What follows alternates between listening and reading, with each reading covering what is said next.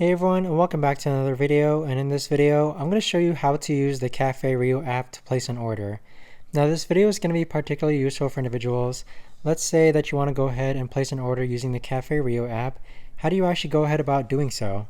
Now this video is going to be short, sweet, and simple, guys. There's not going to be a lot of steps involved, but the first thing that we're going to do is open up the Cafe Rio app. Next, what you're going to do is that on the home page, you want to click on New Order. Once you click on New Order, you can see that you can either pick up or deliver.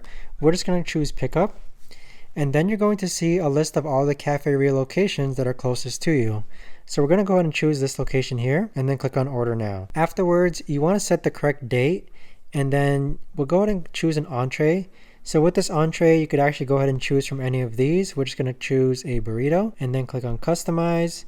And then here's where you're basically just going to customize your order.